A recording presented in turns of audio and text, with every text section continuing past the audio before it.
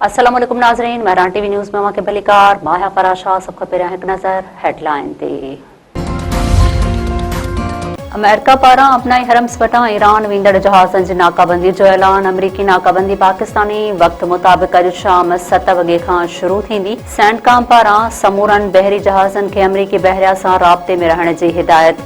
अमरीकी central command जो चवणु आहे त अमरीकी फ़ौज जी नाकाबंदी ईरानी बंदरगाहनि ॾांहुं ईंदड़ वेंदड़ जहाज़नि लाइ हूंदी। आबनाई हरम्स खां ॿियनि मुल्कनि ॾे वेंदड़ जहाज़नि खे न रोकियो वेंदो। अमरीकी सदर डोनाल्ड ट्रम्प चयो आहे त नाकाबंदीअ खां पोइ ईरान पंहिंजो तेल विकिणी न सघंदो। ईरान सां जंगबंदी बरक़रार आहे। ईरान ॻाल्हियुनि में वापसि अचे थो या न उन जी परवाह नाहे। उहा ॻाल्हि वाज़िह आहे त ईरान वटि एटमी सलाहियत न हूंदी। मीडिया सां ॻाल्हाईंदे अमरीकी सदर ट्रम्प चयो आहे त इस्लामाबाद में ईरान सां 21 कलाकनि ताईं डिघियूं ॻाल्हियूं थियूं। ईरान वाइदो कयो हो त आबनाई हरम्स खोलियो वेंदो, पर उन इहो कूड़ ॻाल्हायो। ईरान जी फ़ौज खे तबाह ऐं बहरिया खे समुंड में ॿोड़े छॾियो आहे।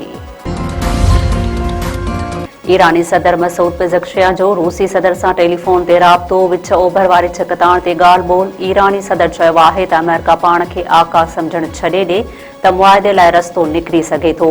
ईरानी क़ौम जे हक़नि जो एहतराम कयो वञे त ॻाल्हियूं नतीजा ॾींदड़ साबित थी सघनि थियूं। ईरानी सदर पारां ॻाल्हियुनि वारी टीम जी तारीफ़। मसूद पेज़ेश्कियान जो चवणु आहे त ॻाल्हियुनि वारी टीम ऐं स्पीकर मोहम्मद बाकर कालिबाफ जी ख़िदमतुनि खे साराहियां थो। ख़ुदा ॻाल्हियुनि वारी टीम खे वधीक ताक़त ॾे। नायब वज़ीर आज़म ऐं परॾेही वज़ीर साख़्टार जा सऊदी अरब, तुर्किया ऐं मिस्र जे हम मुनसिब सां राब्ता।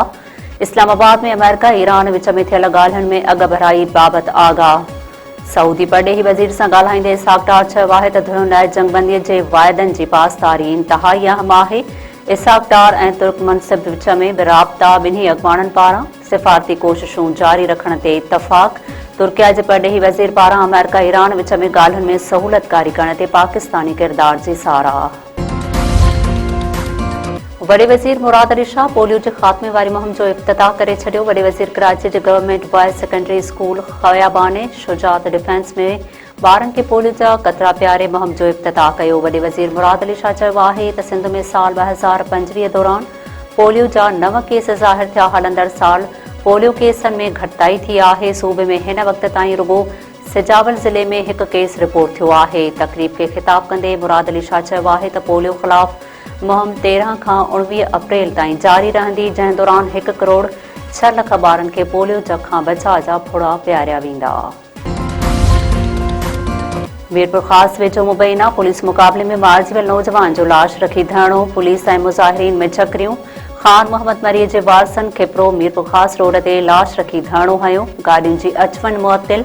नौजवान ख़ान मोहम्मद जे वारसनि पुलिस मुक़ाबले खे जाली करार ॾेई छॾियो। वारसनि जो चवणु आहे त पुलिस नौजवान खे होटल तां गिरफ़्तार करे खेसि गोलियूं हणी क़तलु कयो आहे। पुलिस जो चवणु आहे त नौजवान मथां मुख़्तलिफ़ थाणनि ते केस दाख़िल हुआ, जिन में हू रूपोश हुयो। फुर्जी कोशिश दौरान मुक़ाबले में खेसि मारियो वियो आहे।